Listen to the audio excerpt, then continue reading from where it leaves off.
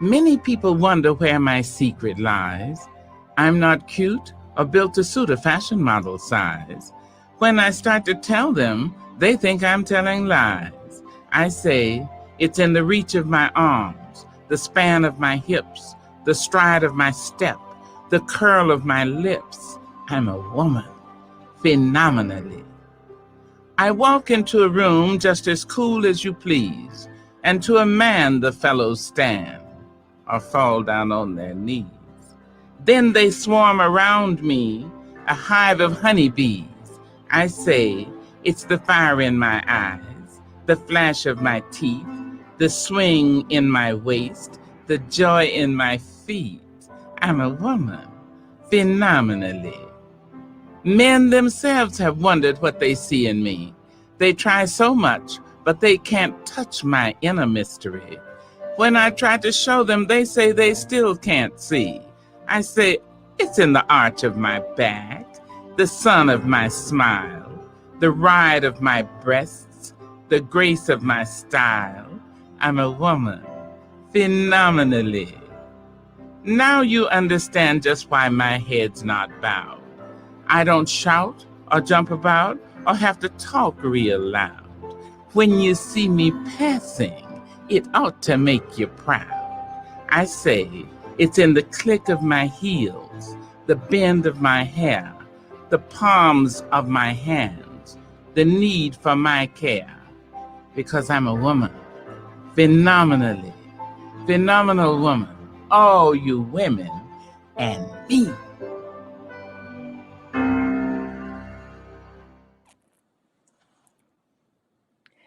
Hello, everyone, and welcome to the fifth RID session, the Race and Identity Dialogue session, African American Voices in Poetry. I am Dr. Shawnette Parker, and I'm excited to be here. We have a fairly different conversation today, and as you notice, we started off with the late, great Maya Angelou and her poem, Phenomenal Woman. It's fitting. It's Women's History Month, and it's also, for me, Black history all the time. So it's always great to celebrate that and hear that. So we're going to do several segments today, and I wanted to first then just allow my co-facilitator, Reverend Carter Thomas, to say a few words, and I want you to then introduce our first guest today. Hello, everyone. We're glad you're here for session 5 of the Race and Identity Dialogue series. We are looking forward to talking about African American voices in poetry, and it's my honor to have an old friend, colleague, guest, the Reverend Alicia Latimer, with us here to share and to read. She is the African American Resource Coordinator for the Tulsa City County Library System. Welcome, Reverend Latimer. Glad to have you with us today. Thank you, my sister. It's good to see you again. You too. So we're going to, and what we did for those of you who are out there, and I guess let me just pause, please continue, make sure you are engaging in the chat feature. You can ask questions. Some of it may be substantive to the poetry that's going to be shared or just other topics that might come about, but we hope that you do continue to still engage in conversation through the chat feature. But Alicia, so first just talking about it, and before we share the piece that you recorded, Ego Tripping, talk to us a little bit just about poetry in general, specifically African American poetry. Like, why are we even doing this? Why is that such an important piece in terms of talking about the African American experience? I think African American culture is very significant, has had a significant impact on American culture because, I mean, what is cool? What is hip? What is what is the thing about African American culture that makes it significantly different than other cultures? And that is the words that we use, the phrases, the things that we bring up to express our pain, our joy, and our sadness, our gladness, our love. And it is tied. You can't do the music without the words, and the music is in our bones.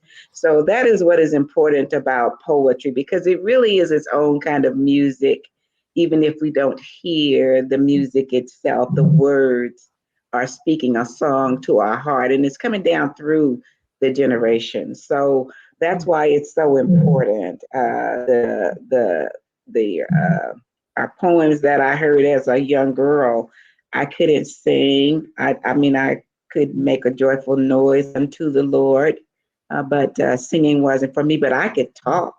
Mm-hmm. I could say words that expressed something inside my soul that reached out to other people. And I think that's what's important, to give voice and to give a setting and to give an audience for those of us who have no other way to express ourselves. I fully agree. I was telling my son the other day, there's so much just about the words, the words are the voice of the movements, you know what I mean? And it's what motivates us. It's not always just so much in the actions. The words share the pain and the feelings, but the words are what's get us going. It's Dr. King's speech, you know what I mean? When we hear those kind of things, and it's poetry in itself, and there's so much to understand about just language and how language kind of really formulates culture a lot of times, and forms that, and it's an expression of that culture. So I like that. And just listening to you right now, I was like, she's sharing a poem right now, because it just sounds so poetic, even in the way in which you talk about it. So I enjoy that. So yes. So what we're going to do, we're going to go ahead and play the clip, and listen to the poem that you shared, and we'll come back and have a bit more discussion about that. Okay.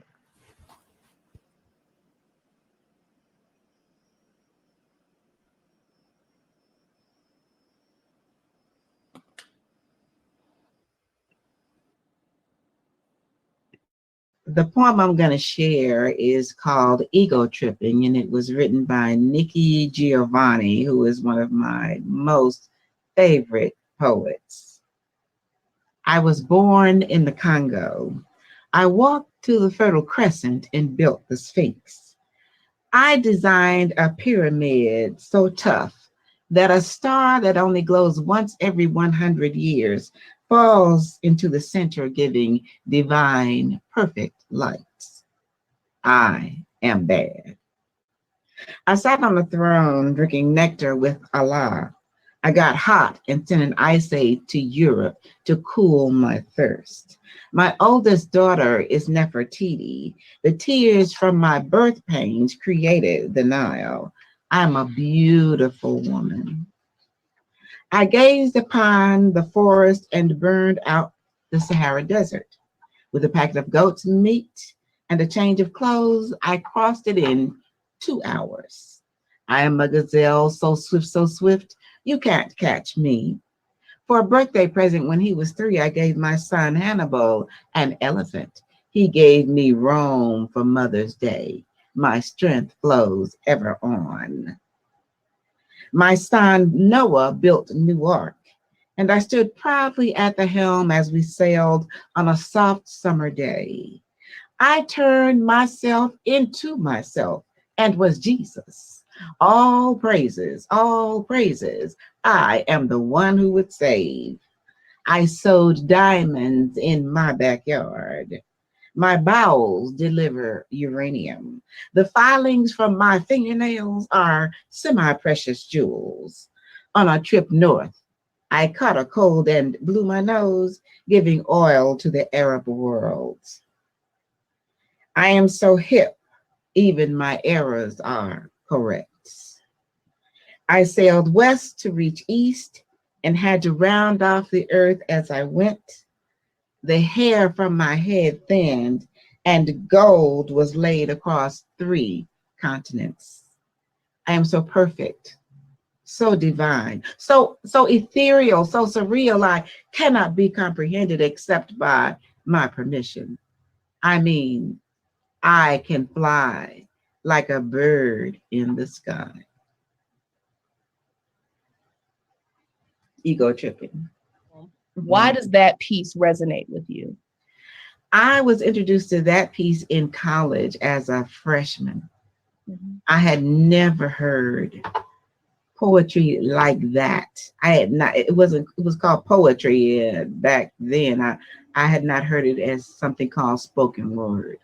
And she had an album, and it was like she was singing the words. It spoke to my heart and my soul, my spirit. It was in the midst of the Black Power movement, and we were just so awake to Black culture, Black history, Black heritage. So Nikki Giovanni was just fabulous with the way she was able to put those words together and make a person feel so very, very proud. So that was what really captivated me. And then she was being so positive and bold and sassy, and I just loved it. So I was a fan of hers. And she has a way of expressing herself through her poetry, feelings that a person may have. She has one where she says, "When I die, I hope no one who ever hurt me cries. And if they do, I hope their eyes fall out. And a million maggots that made up their brains crawl from the empty sockets and devour the flesh that covered the evil that passed itself off as a person that I probably tried to love." I mean, who does that? It's fabulous. So I just like the way she expresses emotions, and it's so. I claim it as part of Black culture to be that direct in that fashion. Absolutely, absolutely. And so going back to the piece Ego Tripping, if you had to describe what that piece is about to someone, what would you say it's about? It's about African American women, the queen in us, the mother in us, the warrior in us. That poem speaks to confidence and joy about just being who we are and recognizing that and not taking no for an answer. It is unapologetically Black. I see a Black queen. I see Egypt. I see Africa.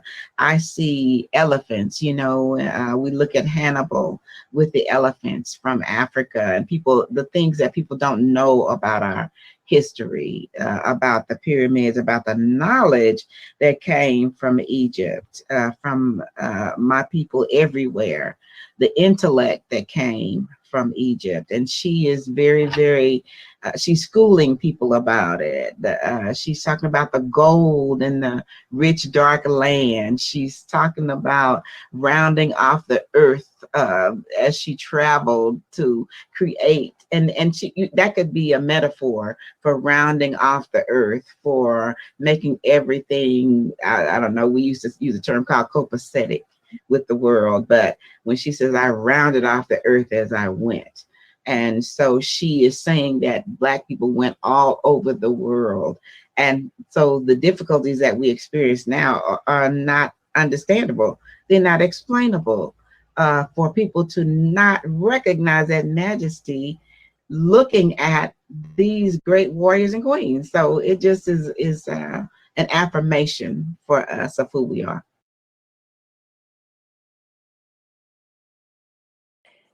Yeah, so listening to that, and I'm hung on those words, an affirmation for who we are. Reverend Carter Thomas, just wanted to get your feedback and your thoughts. Just what do you feel when you hear that poem? Oh, there's so many feelings and passion that comes from Giovanni's poem, but through Reverend Alicia's reading of that poem and just the flow of the words.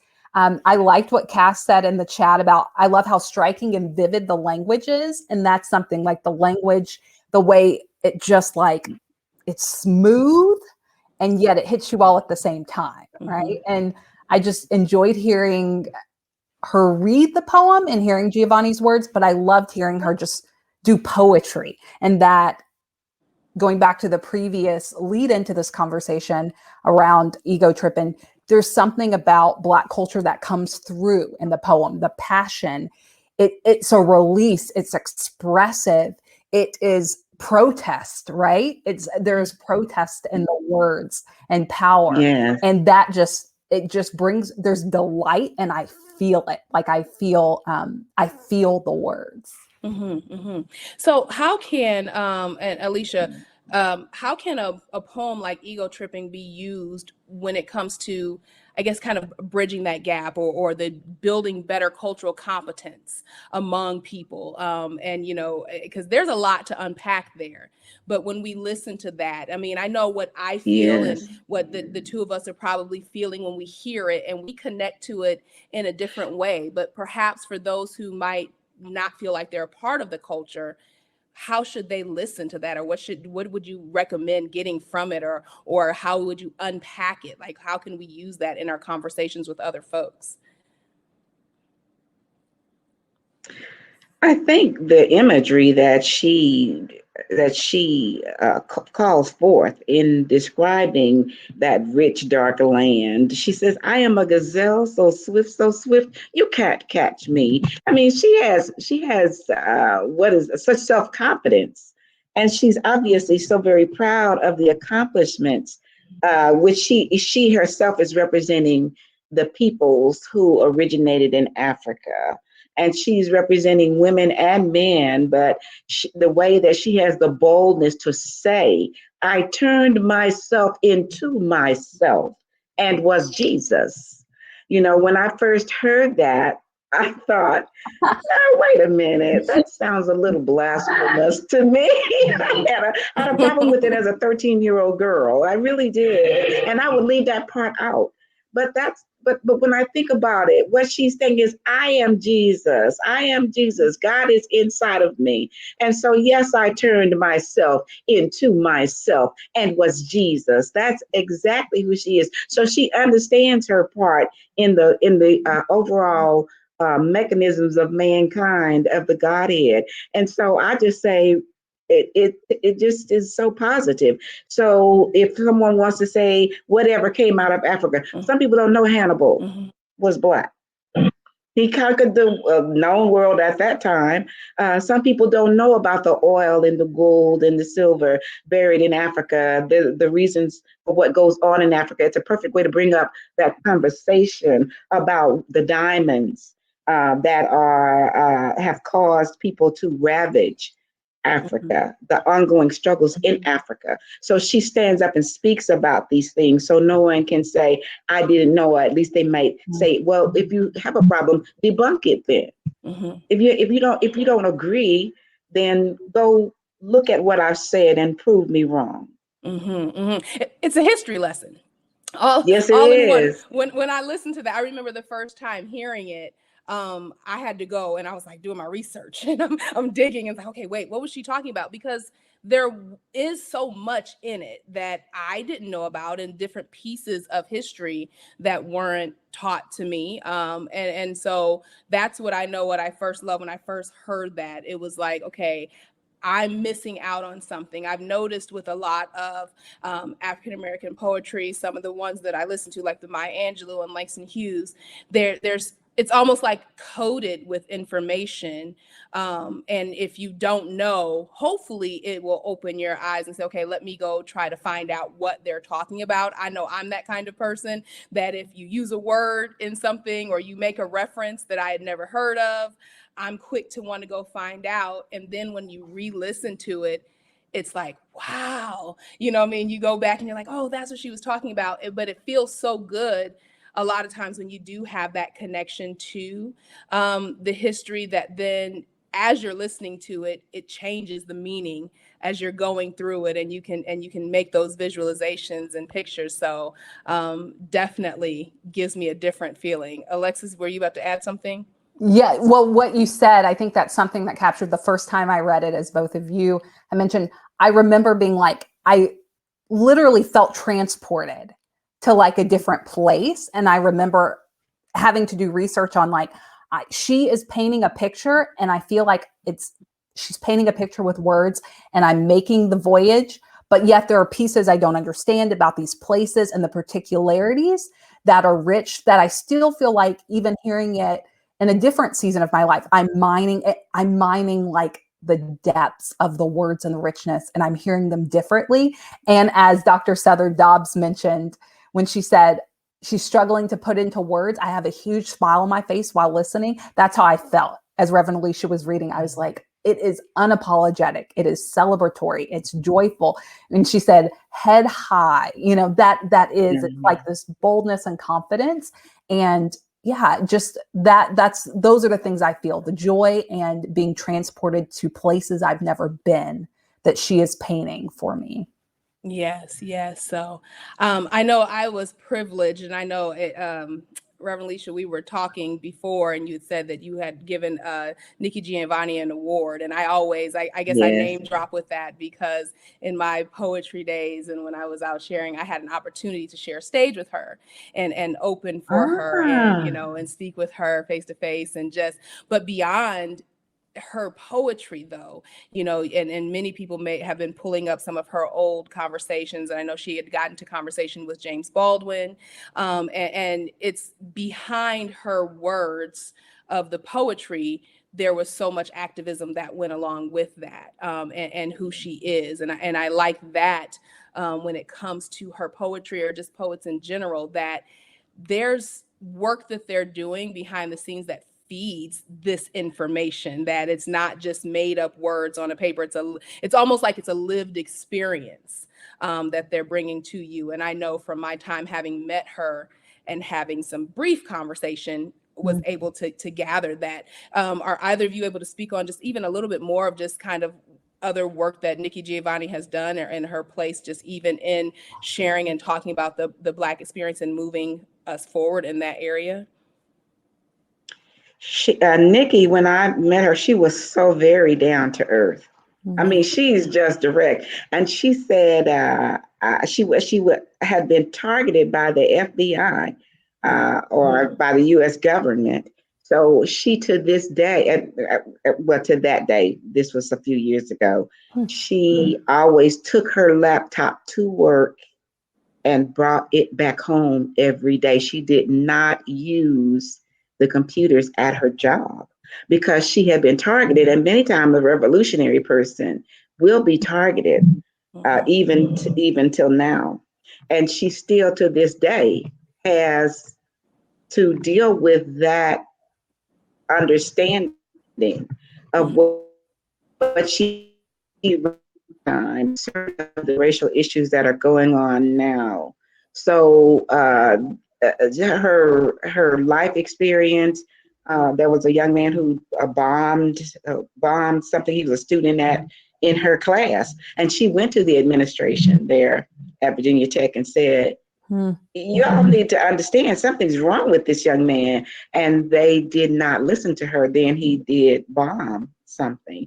So she is very perceptive. She's very plain spoken, outspoken, and she has a warrior spirit because she doesn't back down. But I just thought it was very interesting. And now I'm going to say one other thing that was interesting.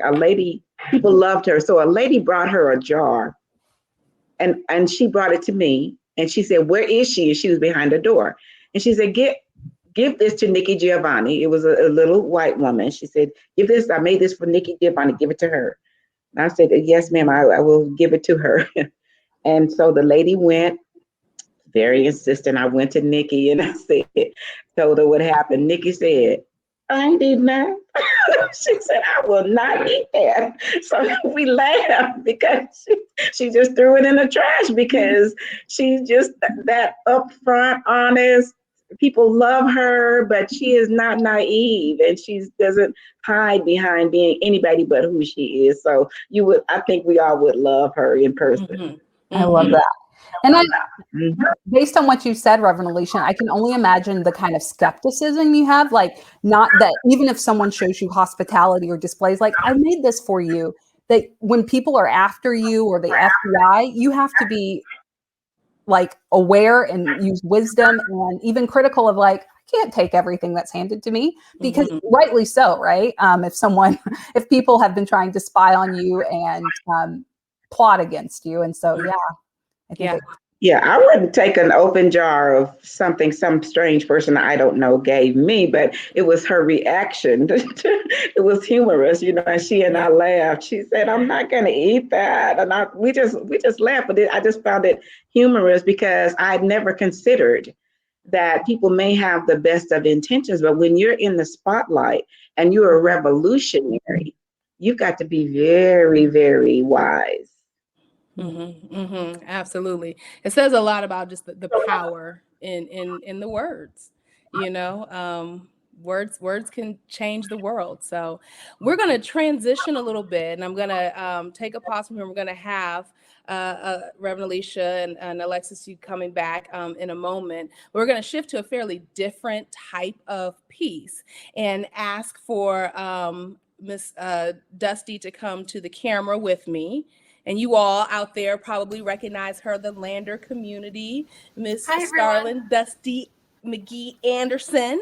Thank you so much for joining me and being a part of this and sharing your knowledge and expertise. And before we get to the piece that you want to share, talk to me about just your work and how you even use poetry in teaching and the importance of it being there, and then specifically about the Robert Hayden piece that you've chosen. Absolutely. Thank you. Well, one thing that I think that the literature classes that I teach are my absolute favorite thing to teach. I tell that to my students all the time. And I think it's just like you just heard the Nikki Giovanni poem, and everybody speaks to its power and how moving and inspiring it is. Literature has this amazing ability to inspire and move people, no matter if it is fiction or creative nonfiction or a poem. It's an amazing, powerful thing. It teaches us what it is to be human, and it focuses on the human experience. And so when you have poets like this, they speak about their own personal experience and through the lens of their own eyes. But the readers, and, you know, in my literature classes, my students, they have these poets from all over the world, from different races, different cultures, yet we're always in each piece able to form some kind of connection about what it means to be human through the emotion in the literature. And I think that that is really the true beauty of literature and of poetry. The idea that it's a reflection of the human experience, of what it means to be human, and how it can build bridges between people of different cultures and races while still expressing something very personal. Absolutely. So you've chosen a piece by Robert Hayden. Can you introduce that piece and say a bit about that before we play it? Absolutely. The piece I've chosen, it's by poet Robert Hayden. He was born in 1913 and passed away in 1980. He's from Detroit, and he actually has the honor of being the first African-American poet laureate. A very incredible honor, from 1976 to 1978 under President Jimmy Carter. This particular poem, it's the first poem that I ever encountered that truly resonated with me on a visceral level, that actually caused me to take action in the world once I heard it. It's a poem called Those Winter Sundays, and it is about Robert Hayden's own regret for not expressing gratitude to his own father in his life. And I think it's a haunting poem. Okay, well, I hope you'll enjoy it. Yeah, let's take a listen to that now, and then we'll come back and talk more about it.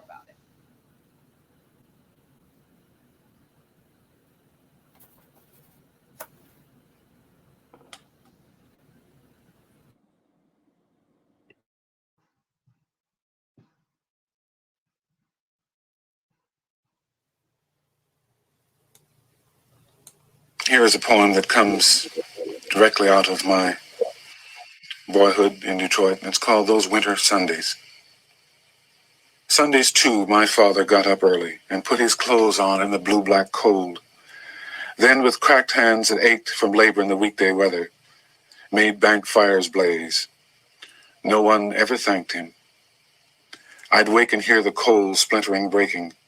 When the rooms were warm, he'd call, and slowly I would rise and dress, fearing the chronic angers of that house, speaking indifferently to him who had driven out the coal, and polish my good shoes as well.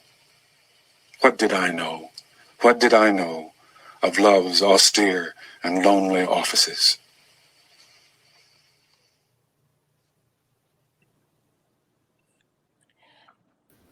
So go ahead, give me your reflections. Well, I'd like to know a little bit about how you feel after hearing that, Dr. Parker. You know, for me, when I listened to it, and I don't know that it resonated with me the same way. And I think it's just because of what I might listen for in poetry. I've read some of Robert Hayden's other pieces that I think I have a different connection with. And, you know, I hear him, but it doesn't, that same connection. Like the experience, I just don't have the same visualization of his piece in the same way that I do, say, with a Nikki Giovanni and the description of it. I mean, but it's a good poem, but just for me, it just doesn't really connect. I completely understand.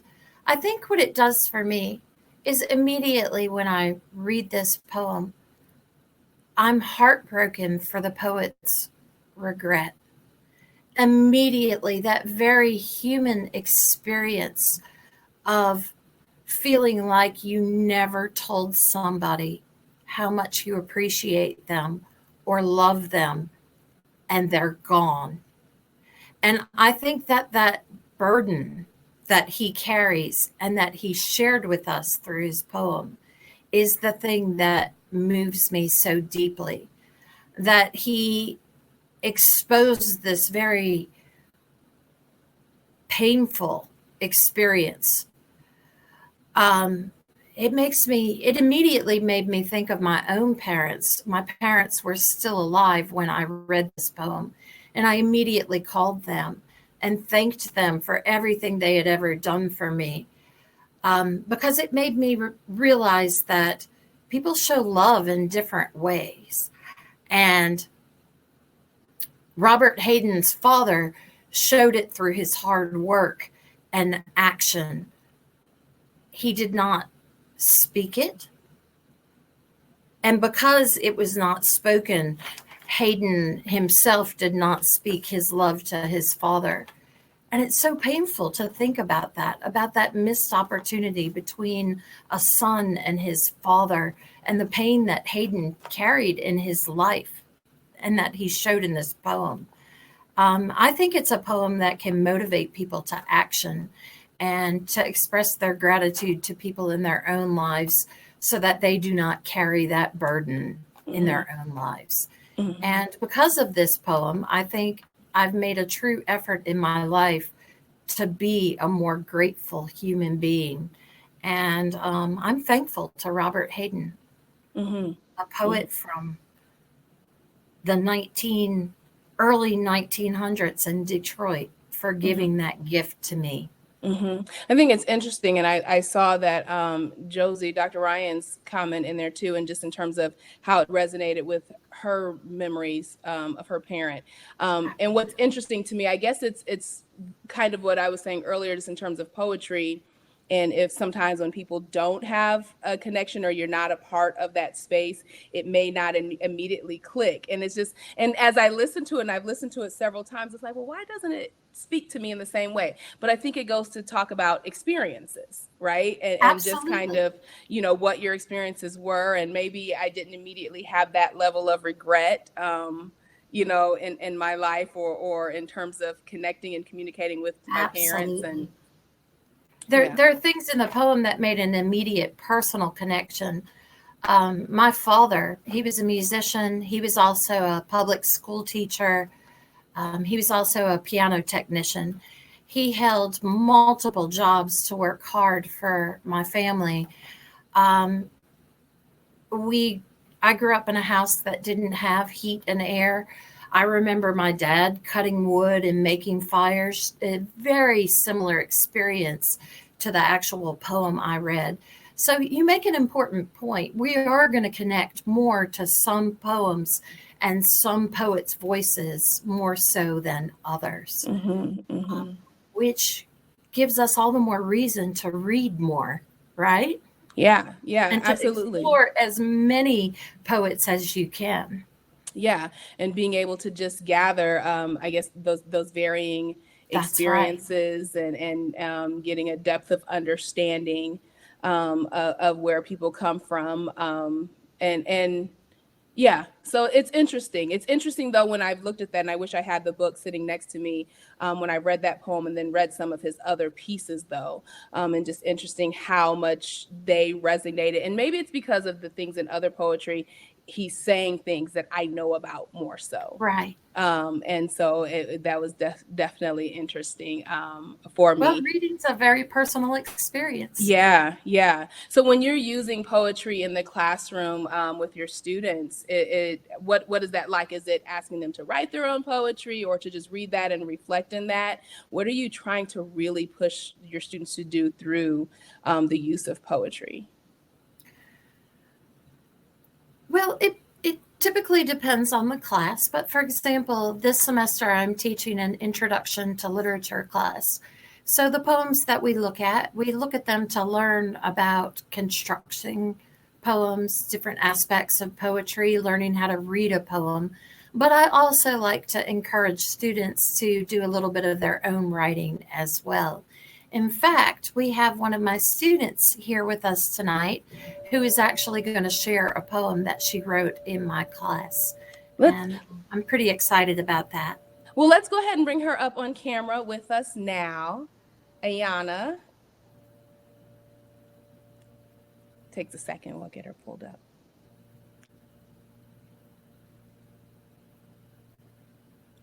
I know Brahma's bringing her. So we're going to bring Ayana Goodwater up with Dusty and I, and we'll have a quick conversation. Another thing we did this semester when we actually read this very poem, Those Winter Sundays, after we had a class discussion about the poem, each student received a card and an envelope, and they wrote their own letter of gratitude to someone in their life so that they were able to take something from the poem and put it into action. Yes. So we're just calmly waiting on her to come back. In the meantime, as we're waiting on that, let's go ahead also, because I know there's like an invitation out for Ayana to come up, but I want to bring Reverend Alicia back up on screen too.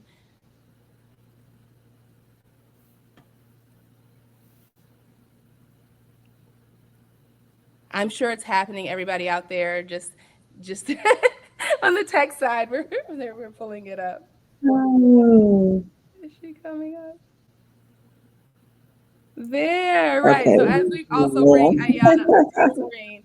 So Reverend Alicia, and just even to gather some additional thoughts, what are your thoughts on the Robert Hayden piece? And I don't know if I think it's comparing apples and oranges to a Nikki Giovanni piece as well. But what are your initial thoughts when you hear that piece? Yeah, the piece I wanted to ask, were you relating to him as an African American poet or simply as a poet? When you read that piece, I just was curious to know. Is that a question for Dr. Yes, for you, Dusty. Yeah, that's you. When I read a poem, I specifically try to relate to the poet as a human first. So no, it was not specifically looking through the lens of a Black poet's experience. I think he's a remarkable poet. And I love that we have his voice in our American literature. Yes.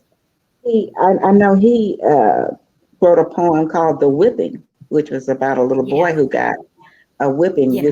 which I had heard as a young girl, and it made me Yes. feel tearful because I got whippings when I was little.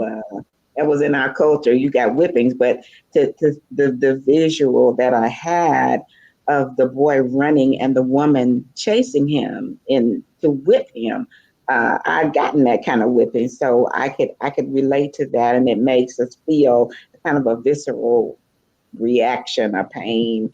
If I had read that, I didn't know. The reason why I asked, what did you understand it to be coming from him as a Black person? He got a lot of criticism from the Black poets of the time. They called him, which is Uncle Tom is not understood well either, who Uncle Tom really was. He was a Christ figure in many ways, but he was called an Uncle Tom because he was more like sharing in a way that a lot of people consider to be a Eurocentric fashion. But his words, if you just look at it as if I had read that poem, it would not have had great meaning for me because I think he was speaking to my parents did not come from a mean background, difficult background per se. They worked for the government. We were middle class, so that understanding of what he was describing would not have impacted me. And I'm certainly not as an African American person. But when I look at his range of work, he wrote for everyone. And so then I can appreciate why you felt a passion for him, understanding the sacrifice that his father made. Absolutely. So, and I go ahead. I'm sorry. He has a very famous poem as well called Middle Passage that specifically is about slavery. I'm not sure if y'all are familiar with that one. It might be something that you might be interested in checking out. He wrote many. He wrote it for various genres, various styles, but he did get significant criticism from the more militant African Americans of his day. But still, his voice, being an African American poet, is significant in and of itself. So each person's experience makes it an African American experience simply because that person is an African American and that's what they perceive, but it doesn't necessarily apply to all African Americans or even most, just some. So it was an interesting poem. I understand why you felt something. Yeah. And I think it's interesting when we talk about just like with poetry, because I asked that question of myself, like, you know, can I say that my poetry is speaking to the African American experience if I don't make it apparent just because it comes from me? Or does it have to really voice that experience? And I think I've been in like poetry circles and different places and having that conversation. And I think it just depends. And I think it depends on who's reading it. But I think most often it's not assumed that it's talking about that experience if it's not clearly articulating that and to where it connects with that particular audience in that way. So it's interesting though. For me, I know when I first read it, I had to go look it up and I was like, oh, wait, I'm familiar with Robert Hayden's poetry. But just reading that piece at first, I was like, I wouldn't have known. So I get at that time though, when he was writing, it did kind of feel like, I can see where other poets might have like, well, you're not talking about us anymore and you're not speaking to the experience. And why aren't you? Because there was a bit of this feeling of a responsibility to speak to the experience. And so it felt like it was hiding that experience to some degree. So that was just interesting to me. So, but as another piece and looking at that, and Ayana, thank you so much for being on and being a part. I know you were having some technical issues on the other side. Say hi to your professor, Miss Dusty. Hello. So you were charged with writing some personal work, and Miss Dusty wanted to make sure that you shared your personal piece as well. But then you also had decided to share another poem. And so what we'll do is jump into that and share it. But do you want to just first, before you even we play that piece, what does poetry mean to you? Why is that important for you? Poetry is freedom and a way to express your thoughts and feelings without judgment. It's a form of art. Um, I think a form of art that's been just like music and painting. They're all the same thing. It's a way for people to get out their thoughts and feelings. Yes. Great. And I think I forgot to formally introduce Ayana, just because we got kind of mixed up in some of pulling up on camera.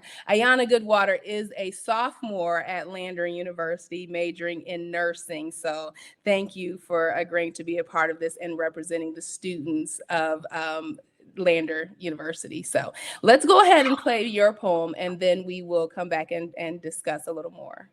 Okay.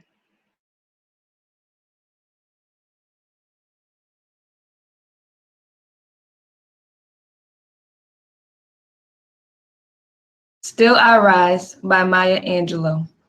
You may write me down in history with your bitter, twisted lies. You may trod me in the very dirt, but still, like dust, I'll rise. Does my sassiness upset you? Why are you beset with gloom? 'Cause I walk like I got oil wells pumping in my living rooms. Just like moons and like suns, with the certainty of tides, just like hopes springing high, still I'll rise. Did you want to see me broken, bowed head and lowered eyes, shoulders falling down like teardrops, weakened by my soulful cries? Does my haughtiness offend you? Don't you take it awful hard? 'Cause I laugh like I've got gold mines digging in my own backyard. You may shoot me with your words, you may cut me with your eyes, you may kill me with your hatefulness, but still, like air, I'll rise. Does my sexiness upset you? Does it come as a surprise that I dance like I've got diamonds at the meeting of my thighs? Out of the huts of history's shame, I rise. Up from a past that's rooted in pain, I rise. I'm a black ocean, leaping and wide, welling and swelling, I bear in the tide. Leaving behind nights of terror and fear, I rise. Into a daybreak that's wondrously clear, I rise. Bringing the gifts that my ancestors gave, I am the dream and the hope of the slave. I rise, I rise, I rise. Well, the first reason I went to that poem is because I think it's just like a staple, like it's a poem that everyone should know or should have heard one time. It's just like a classic piece by Maya Angelou, and she's one of my favorite poets. Another reason I chose the poem is mainly like the meaning behind the poem. I think it tells a story of like what our ancestors had to overcome and how they rose up from all of the hardships that they had to deal with. I wrote this poem in my English class, and it was inspired by a poem called For a Girl I Know to Be a Woman by Miller Williams. And I wrote this poem with my younger self and my younger cousins and siblings in mind. And the poem is titled Dear Young Black Girl. And it goes, Dear young Black girl, remember to not let anyone dim your light. You are a star whose light will one day shine so bright. Throughout life, you will meet many people. Some will try to belittle you and try to knock over your crown. Remember to never give in and always stand your ground. Whenever you are feeling down, keep your head up and don't allow yourself to frown. Instead, repeat the following words. I am brave, I am courageous, I am strong. Dear young Black girl, if you remember the words to these poems, you'll be able to overcome any troubles life may bring. When times get tough, continue to fight and stay in the ring.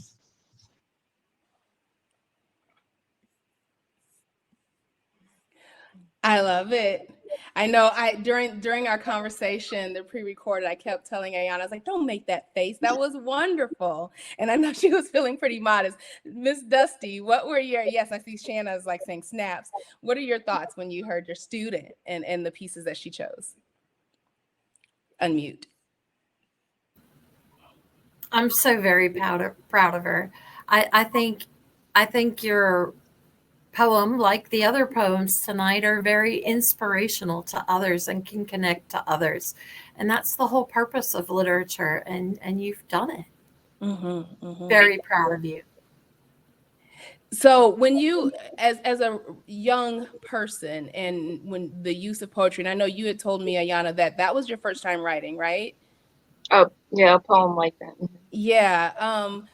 Do you see poetry maybe with your generation now? Is it being used in a way to converse, or do you see its place in being able to, I guess, express thoughts and feelings and as a way to be able to bridge the gap, I suppose, cross-culturally in that kind of way? How do you see yourself maybe continuing to use poetry, considering that was like your first time writing as well? Honestly, writing, I found myself like very therapeutic. It allowed me to like get more in tune with my thoughts in my mind and just put my feelings on paper. So I do want to write more. Of obviously, I don't always have the time sometimes. But for how do I think I will incorporate poetry more into my everyday? I think just simply take the time to write down poetry and thoughts and feelings. And it doesn't always have to be something that I will present to someone, but maybe even like a journal, keep a journal of like poets. Going back to the Still I Rise poem, and you had mentioned a bit in our recorded version of just like what it meant to you, and why that was important. What else can you say that you, in terms of getting out of that and the connections that people can make to you even through you picking that kind of poem? So it's like, to me, when you chose for you to pick Still I Rise, that is like a little bit of a peek into you, even though you didn't write that poem.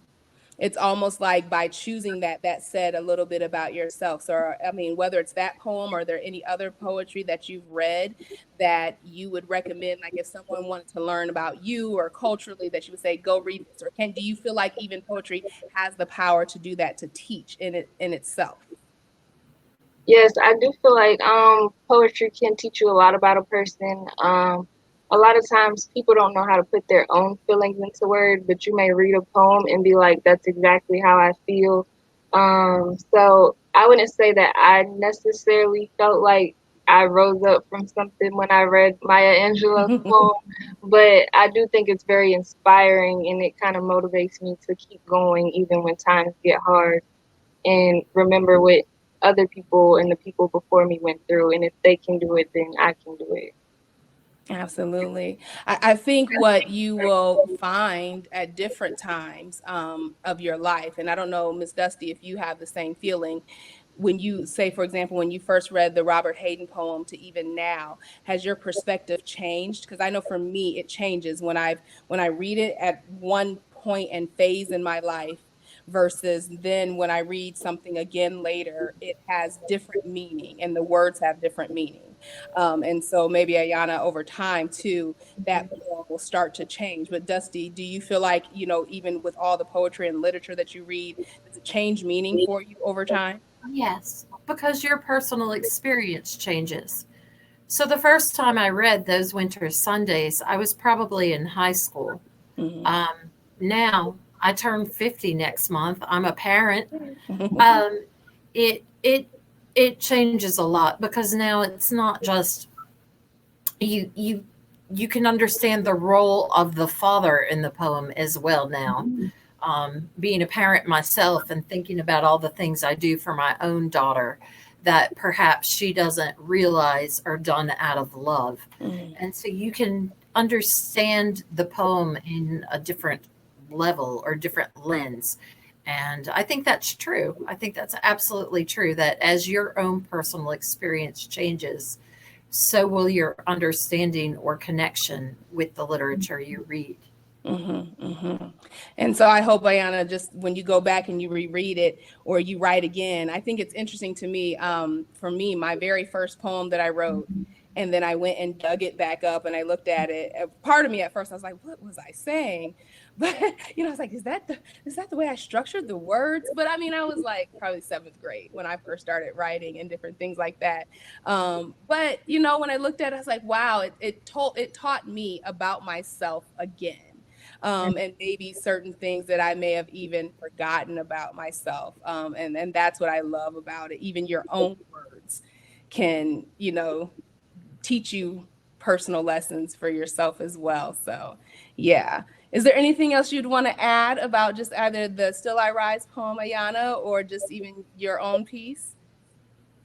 Um, I put you on the spot. She's like, no, don't ask me that kind of open-ended question. Go ahead. I probably would just add for everyone to find a piece of poetry that they think tells a story and that inspires them to keep going every day. Yes, absolutely. I think that's important. There are some things out there, no different than just a quote or anything like that, it's very helpful in that way. So we're going to transition one more time before then I ask for my guests to come back and talk. And I'm going to be a bit vulnerable, I guess, in this piece. And I've been mentioning a little bit about myself in writing. And I have spent many years as a spoken word poet. And I know early on, Alicia had mentioned, just with Nikki Giovanni and being a spoken word poet. And I know that she is. And I think, though, probably in the late 90s, early 2000s, when, at least for me in the space that I was in Indiana, and when slam poetry really became really big on the scene, it really was about being able to yell to the masses, to be able to say things that in a safe space that you wouldn't normally be able to. And so I wanted to also then offer up one of my poems that I wrote. And so I'll just do that because I think in the recording I talk a little bit more about it. So we'll go ahead and play that one and then we'll all come back and discuss.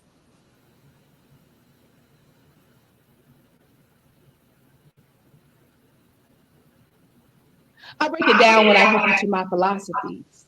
I break it down in a way that you can't escape, leaving your mouth agape, got you thinking I be crazy, but all I want is for you to see my simplistic methodologies. I want you to feel the space I occupy, know why I feel high with the love of my people, my guy and I. I'm breaking down our United States, our untied state of hegemony. Can we be we? See, I'm a simply complicated knowledge sponge, occasionally seeping consciousness from my spores. If you want it, it's yours. I'm breaking down the walls that years of sadness and shame have worked so hard to construct because I'm sick and tired of being screwed by corporate ladders and corrupt bureaucracies, one-sided diplomacies, babies dying by the hand of that street pharmacy, wanting to be free but can't break the shackles of oppression. Confession. I've spent years screaming revolution, professing to be a true Nubian queen, yet white walls kept me from being seen. Thus my hair fell limp and my native tongue stiffened. I was worried about this end, that end, not seeing the problems on my end. Always worried about what was up with my friend till that law showed me I was the only one I could depend on. To a new life on the so-called greener side, but only if I abide by all the rules, being controlled like other robotic fools. Money makes the world go round. Money must have money. Money must make money. See, we need to change our traditional thought patterns, wean ourselves off the soured milk sucked from America's teats. My belly's full of spoiled meat because the food you feed has long gone against my creed. So people, please take heed to who I be. And broken down in its simplest form, I be me. So why do I write? What is poetry to me? I wrote that piece, I think I was an undergrad, probably freshman, sophomore year, maybe.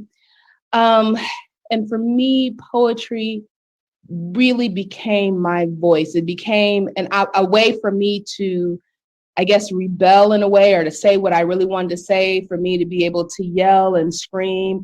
I went to Indiana University in Bloomington, which is outside of Martinsville, Indiana, maybe about 20 minutes outside of that, maybe only an hour and a half from Noblesville, Indiana. If you know about anything, these regions or anything like that, this is very big Ku Klux Klan territory. The Grand Dragon of the KKK was from Noblesville, Indiana, and there's been documentaries about them. And just in that corridor on your way to get to my college from Indianapolis, getting down to Bloomington, there had been this really major historical case where a Black woman who was going door to door selling encyclopedias, she was killed as she was doing that. And it wasn't, her murderer wasn't found out until 40 years later, on the deathbed of the daughter of the Klans member who killed her, finally confessed that her father had did that. And I say all that to say that that was the space that I was in when I was an undergrad. And even leading up to that, I had dealt with so many different things when it came to just my developing racial identity. And for me, poetry became a way for me to say things in a safe place, to allow my voice to be heard. I think I wrote my very first poem probably seventh grade. And it just started to develop from there. And really, as I got into college, touching into what we call spoken word poetry. And I do feel like it's very different in ways than your Maya Angelou or Nikki Giovanni. So I've definitely studied those folks and taken my cue from that type of poetry. But yes, for me, it was a way for me to really just describe my experience, to really let people into my feelings and what was going on in my head at that time. But it's interesting, when I go back to some of my poetry from when I was an undergrad, so much hasn't changed. And I think that's what's really interesting for me as I read and as I listen to myself and I go back to listen to others. So very interesting. So I am definitely interested in what everyone thinks and just how my own written work fits into this landscape of Black voices in poetry, and what that means and how it can help when it comes to bridging the gap and increasing the conversations so that we can become more culturally competent. I look forward to discussing. Yes, and so we'll also, I think, Reverend Carter Thomas pop into this conversation with us if you're able to discuss. So, Alicia, I'll pitch it over to you, and just as we continue and start to further shape this conversation and around our topic of African American voices in poetry, and I welcome any thoughts that you may have just about my own piece, but just in its totality, just like what did my piece maybe mean to all of that, and why is this again just so important to really hone in on? I liked, I think where you were at the time, I think we've all been there. Money must make, money must have. Yeah, right, exactly. Must, yeah. I was listening to so many commentators on television are talking about poverty and this, how giving the stimulus is going to make people be less needy of money. And in my head, I'm thinking a one time, it's going to fix things for a minute, but we all are at some point dependent on money. Yeah. Now, money's not the answer to everything, but on one of those shows, they said if most problems can be solved with money.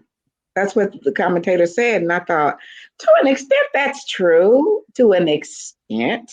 Yeah. But only to an extent. So when you said that, I remember getting out of college, and that's probably, I don't know if you were at a stage where you were getting out of college, and your goal, your program to go get money, get a high paying job, achieve all the whatever the symbols of success are, Yeah. you want to do that. So I like the way you did that, and it was sort of robotic because it's what society is telling us must make money, money, money. So I thought that was really good because that would have been what was in your mind, what you were thinking, and saying what who I really am is hidden. I think that's what you were saying. Yes. I perceived that. You were saying who you are was hidden, but on the Absolutely. outside you And it was looked being okay. yes, it was being told to me in college though to hide myself for the sake of money. I mean, I remember being an undergrad and being told that to go on a job interview, I couldn't have my hair like this, that, and I was being told this by other Black women, in the business field, Yeah. because it was just like, you have to assimilate, you have to look the same as everyone else. Don't wear an updo, wear it straight, nothing, nothing that's going to make you stand out.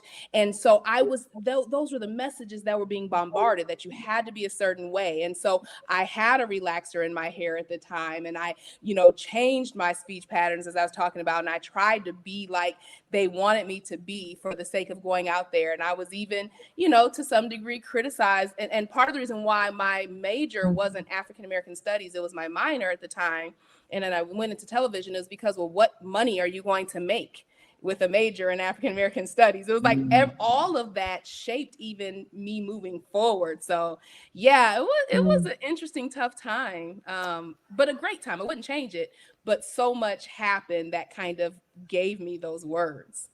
Reverend Carter Thomas, were you gonna say something?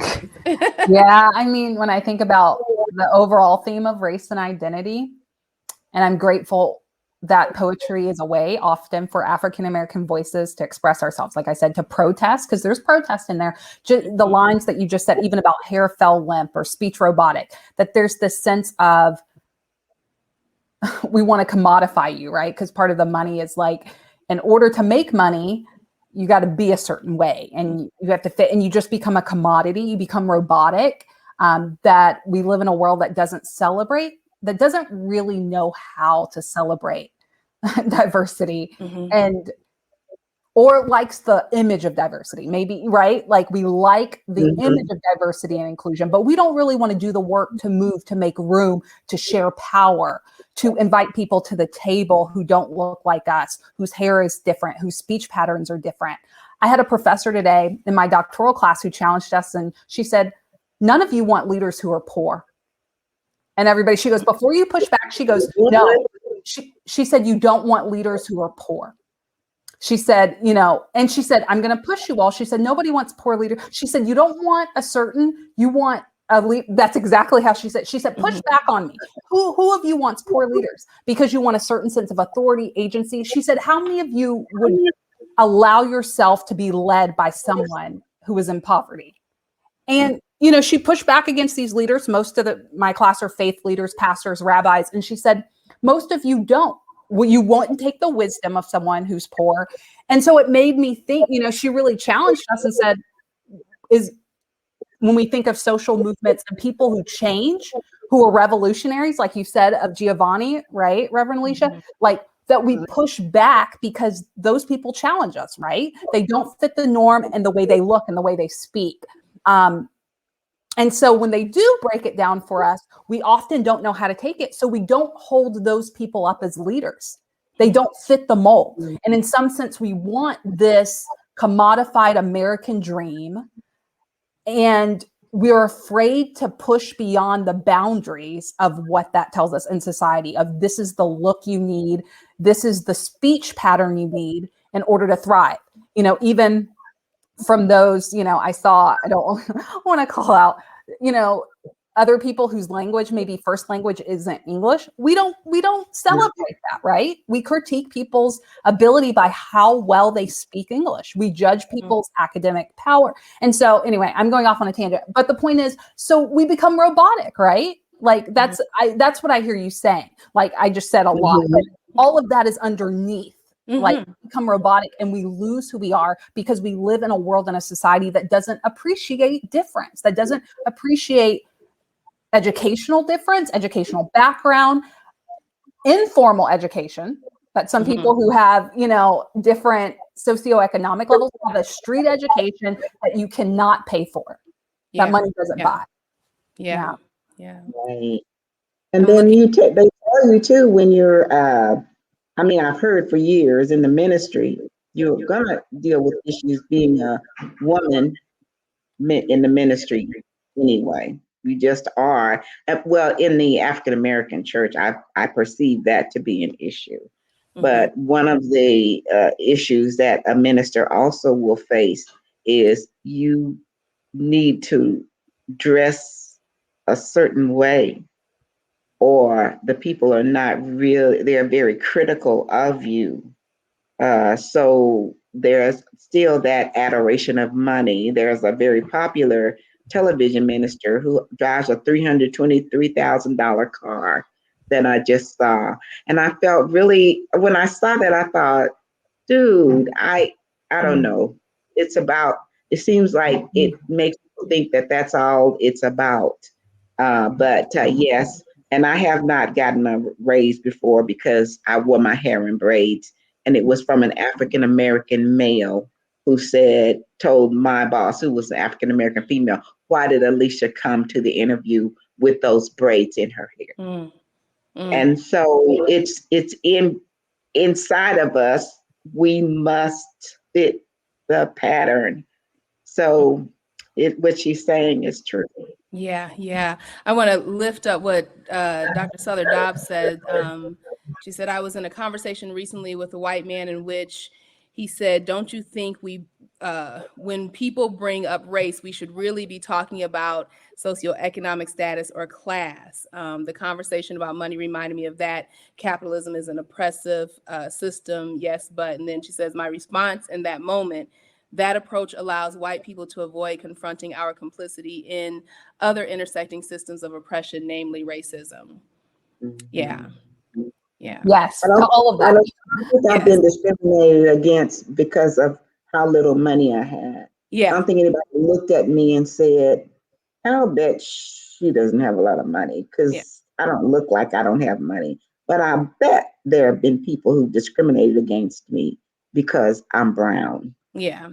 Well, and I think sometimes it's easier. And I think that kind of leans into the conversations about just privilege. And when we've talked earlier RID sessions about like what white privilege is. And I remember recently, even in my cultural competence course and having a conversation with a student and she was just asking me, she was like, but, I don't understand when people say because she was a white student, that I have white privilege because I didn't grow up with a lot of money and we were poor. And so I wasn't privileged in anything. And I think that's where either that's happening because usually, just like what Dr. Souther Dobbs said, that sometimes when we talk about race, people want to skew it into an SES conversation.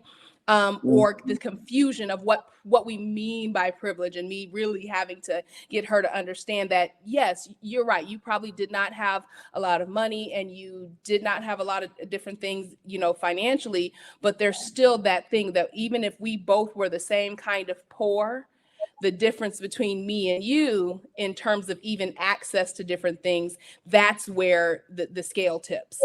And being able to, fully understand that. And I think that's also why we can't just talk about socioeconomic status when it comes to instead of race, because I will say that I feel fairly privileged. And I guess I listen to all those people in terms of being on the race to get to money. And I'm trying to undo some things in the past because I think I compromised myself in this, this trying to move ahead in life. And I didn't stick to who I was, my true self in many ways.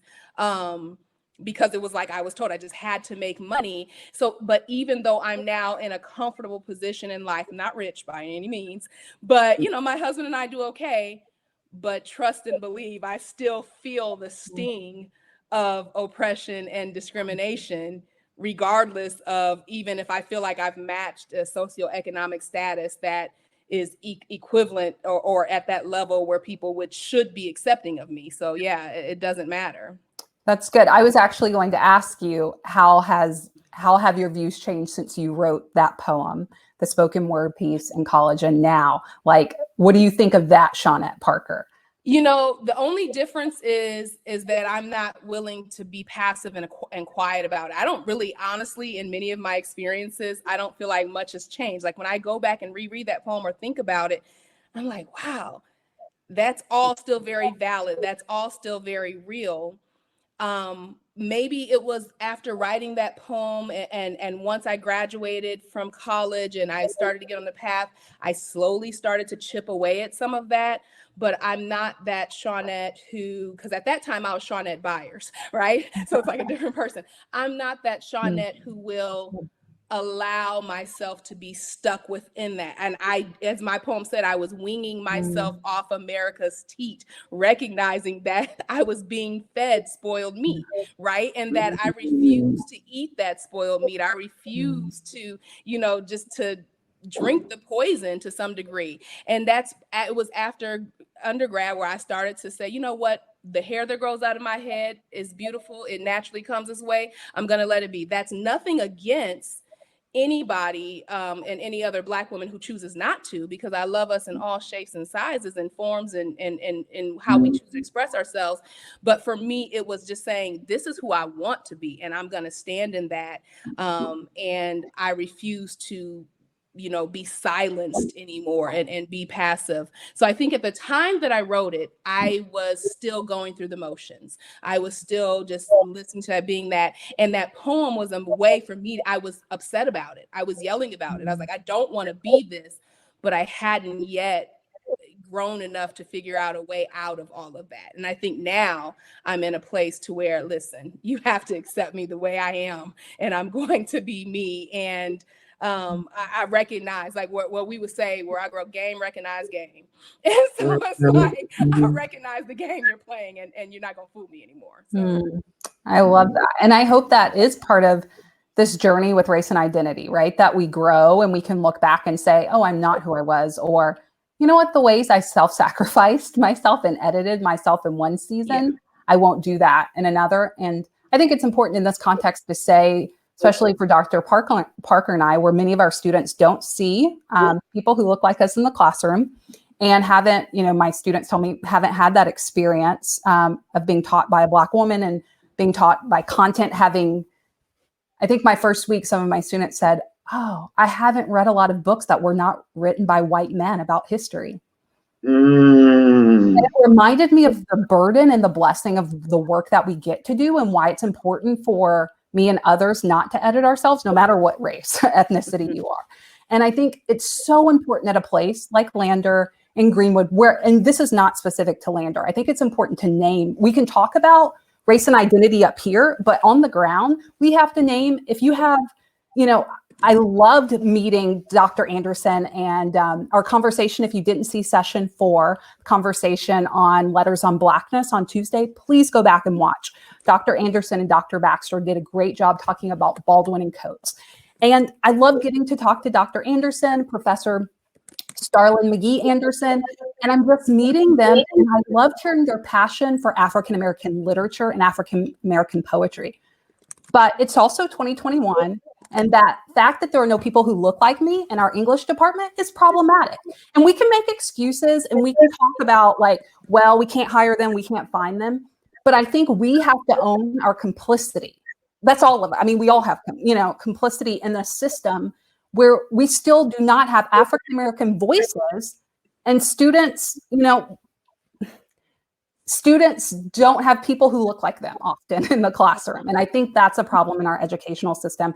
That's also why people who look like me and other people of color have to sometimes feel like we have to edit, change our hair until someone speaks up and says, no, Alicia, you with your braids are fine. And to the people who think there's something wrong with that, colleagues, are you speaking up? That's a question. Are you speaking up for the people and saying like, no, you know what? Dr. Parker's hair is fine the way it is. And maybe we need to change. Instead of asking the person of color and putting the burden on other people who have been marginalized, people who are not, the dominant fit the dominant culture in the institution. And so the hope is through African-American voices in poetry, the more that we have people teaching them. And thank you to Dr. Anderson. Thank you to Professor Starla McGee Anderson, who are doing the work. And thank you, Ayanna, for speaking up, for writing, because we need these voices. Mhm. But guess what? It's not the work of just a few people. It's the work of an institution. No. Absolutely. Isabel Wilkerson has a book called Caste that I recommend.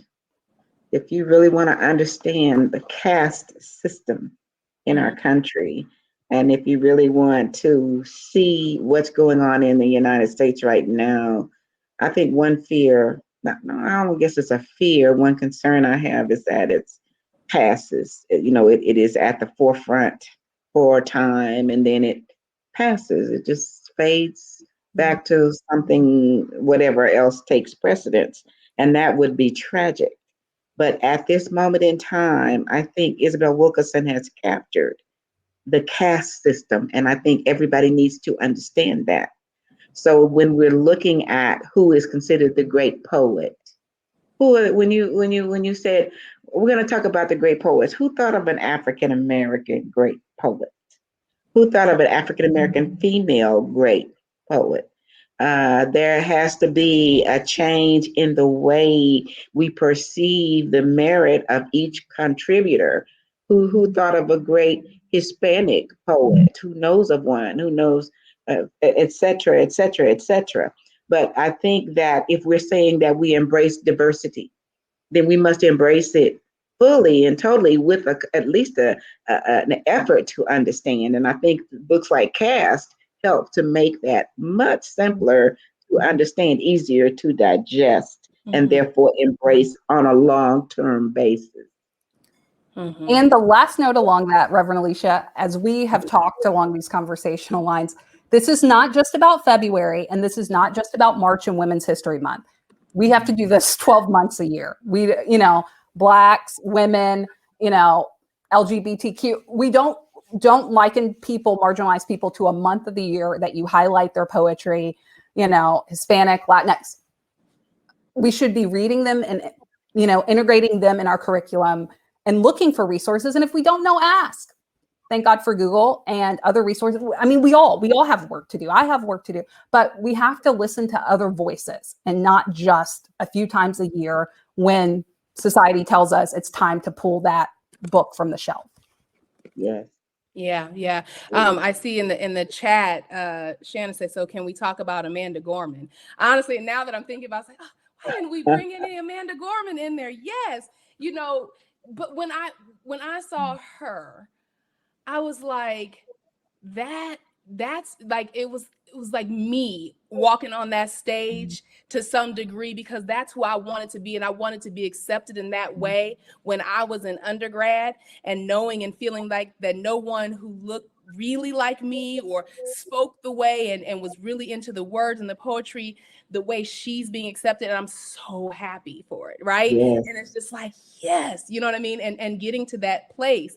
But I truly hope that her words are being heard, and digested. And it seems that way, from people who really connect with it. But amazing. I was like almost in tears. That was, for me, seeing her was almost better than the inauguration. I felt the same way, Dr. Parker. I was inspired by her. And then we don't have the time as we're closing out. But I also, as they asked her to do Super Bowl, money, commodifying. Yes. Black voices, Black women. Like, oh, she did that. Let's bring this Black or Black woman to the Super Bowl. That's still not okay, right? I mean, it's like, yay, great, Amanda Gorman. But also, like, you don't get to just use us for, but that's a hard piece though, because I know what you mean exactly, but at the same time, I ask myself that question, like, but if I were asked, would I? And that's a really thin line, because it's like, I mean, I'm gonna be honest, even to the extent that we're doing RID, right? It puts me in the mindset of that, and having been asked to do that. And of course, and I don't mind saying it openly, because I think when, we spoke with Dr. McMillan and he brought the question to us, the first thing was, yes, I want to do it because this is a very important conversation. But of course, me being me, and I don't know if it's me being a Black woman or whatever it is, then you jump to, but why am I really being asked? And is it, you know what I mean? You start to question, is it because it's a fad, or it's, you know, just to have the face of the Black person? And so it's the same thing with, you know, maybe Amanda Gorman, she's the hot ticket right now and all that stuff. But I know if I were in her position, I'd almost feel a responsibility to want to do it and feel like this is a platform for my voice to be heard and to be able to say something. So it's such a thin line, and the problem is you don't know which way is up when it comes to it. You question, like, okay, is it because you truly believe in my voice, you truly think that I have a lot to share with the world, you think it's super important that it gets out there, and regardless, and you know, this is one of the biggest stages in the world, the Super Bowl, aside from the inauguration. So it's like, take it, or do you say no? Because it kind of like what you're saying, like, you know, but now it's like, you know, selling it and all those things. So I think it's complicated. You're right. Thank you for adding that, because I think it's nuanced. And I think welcome to the world of being a Black woman participants, where we have to do the emotional labor. Thank you for noting that, Dr. Souther-Dobbs, because that's often going on in our minds, and people of color as a whole. Those of you who ask people of color to speak, sing, read, guest lecture, it's often like, are you asking me because you value or you don't know any other Black women? And so it is, right? It's often like, am I being tokenized? And when I am being tokenized, because it happens more often than not, how do I use this as an opportunity that might enrich someone's experience, right? Yeah. And that's hard. And I don't know where to end with that. I'm so glad she got to do the Super Bowl, and she could be seen by an even larger audience, and they could hear what she has to say. Because again, my concern is that it's a passing fad or something, you know, just temporary. She's got to get out there everywhere she can, every opportunity that she can, as long as it is not in a way that is demeaning, degrading, tokenizing in a sense, but you know, whatever her words are, that the part that she's being asked to play, this was done in a respectful manner, I believe. So I believe that's a good thing for that young woman. So that's a good thing, but we do have to be vigilant. Yeah. Sometimes I guess I kind of even also might look at it the same way. Like, I've been an affirmative action hire before. I don't know if I continue to be an affirmative action hire in different places, but I know that in the past, I definitely was one, because when I was going to get my, it was an internship at the WTHR television station in Indianapolis. And again, young me, I didn't know. And I had wrote one cover letter to everybody. And then, like, because there's like 5 stations in Indianapolis. And I was like, so I'm going to just go back in and make sure I cut out and change the station name, but I didn't rewrite an original one. So I accidentally sent to Fox, I'm really interested in working for NBC. I sent to NBC that I was really interested in working at Fox. Like, I sent the wrong one. Basically, it was all wrong. And it was the NBC affiliate that called me in, and they said, you know, it's unfortunate that you put that in there, but we really want to give you a chance. But I'm going to be honest with you. They told me straight up, we just have to make sure that we have diversity in hiring. And so therefore we do think your resume is still good, but you did make that mistake, but we're going to give you a chance. I knew I was the affirmative action hire. I was the only Black intern at that time. And I took it and I was wrong. I messed up. Like, I wouldn't have hired me, but that wasn't the first time it happened. But what I said was, I had to show that I deserved to be there. And in the end, I ended up getting hired on later and proved that despite that mistake, I was worth being there. Even when I know I've been an affirmative action hire, when I didn't make that kind of mistake, I've always then taken the approach that, okay, if this is what it is, so be it. But then I'm going to prove to you that I deserve to be there and that I can do great work. That comes with another set of burdens, because then you work super hard and you go into these things. It's hard to be taught half as good. Yeah. But I guess I bring that up to say that sometimes we, you know, you hope for the best and you put your best foot forward, and you know that I'm willing to take that risk because I feel like there's a place for me here and it's important for me to be in this space.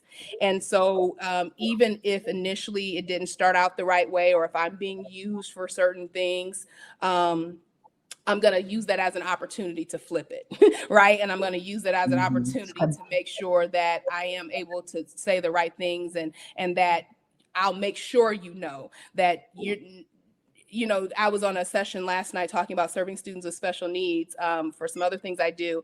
And one parent said, don't just let them give you a seat at the table. Make sure they know you're the head of the table. And she was talking about parents taking control of their children's education.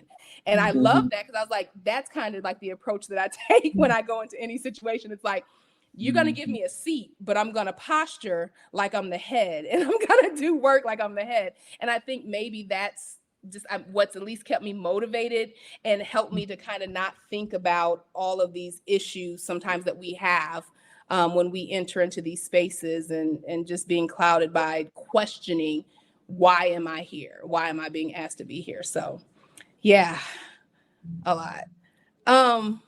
I think we definitely bring up Amanda Gorman brought us, and we went down a different chain and path and rabbit hole. But as we wrap up, this is what poetry is, for me, is about. It's to spark these conversations, and that was definitely more so even my my hope, that we can uncover some things, and that as we encourage you all to listen to other African American voices in poetry, and reading the poetry and the literature, and that's to get that out of it, not just the beauty of the art and the words, right, and the way that it's formulated, because that's important. We know it's sometimes it has to be half entertainment, but hoping that you will dig into the content, dig into the words, do some research, find more information about that, allow that to carry you into other conversations, or to ask questions of other people about the things that you're reading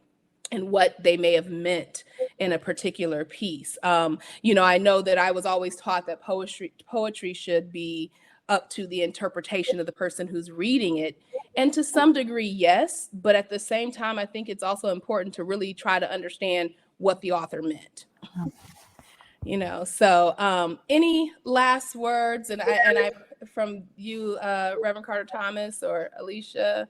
I'm just grateful for this session and our guests and the different voices we heard. And thank you, to Professor McGee Anderson, and suggesting and bringing Ayanna, to share my Angelou poem, but also a poem she wrote. We enjoyed hearing from her, a student, and to Reverend Alicia from joining us all the way from Tulsa, Oklahoma. Thank you for joining this Lander Race and Identity dialogue. And Dr. Parker, what a wonderful facilitation. And thank you for putting yourself out there and having the courage to share something that you wrote in a very different season of your life, but still speaks truth and power today.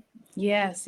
Well, thank you. And thank you all out there. Go ahead. I'm sorry. Thank you too. I appreciate it. Thank you so much for this opportunity. And I appreciate and salute both of you to represent in that faculty, to be there, to be a great women who are powerful, who are knowledgeable, who are bringing the African American experience in some way, some fashion to the larger masses. I appreciate you.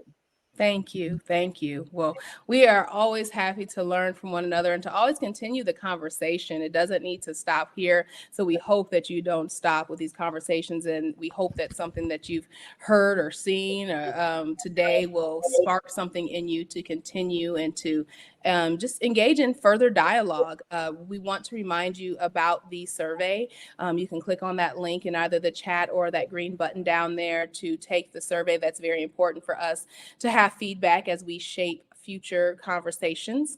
And then also wanting to let you know on the 25th, on March 25th is our next session, and we are talking about parenting and telling stories, in particular, trying to look at just kind of the differences in terms of what the parenting and the types of stories that of families of color, and those tough conversations that have to be had And I think just even kind of doing some comparison of that, I think in the conversation on Tuesday, we started to touch on that a little bit, like what do white parents talk to their children about or should be, and what do Black and brown families talk to their children about? And in this landscape, in the world of, I call it the isms and the racism, the sexism, the classism, and all these different things, and how are we preparing our children for these things? And so we are going to have a great conversation. Our guest speakers for that will be Mrs. Mamie Nicholson and our Dr. Pedro Lopez and Dr. Demario Watts will be joining for that conversation. So we hope that you will join us for that as well. So, all right. Thank you again. And I think that takes us definitely to the end, and we will see you in the next installment of the Race and Identity Dialogue. This ends our broadcast. Thank you. Good night.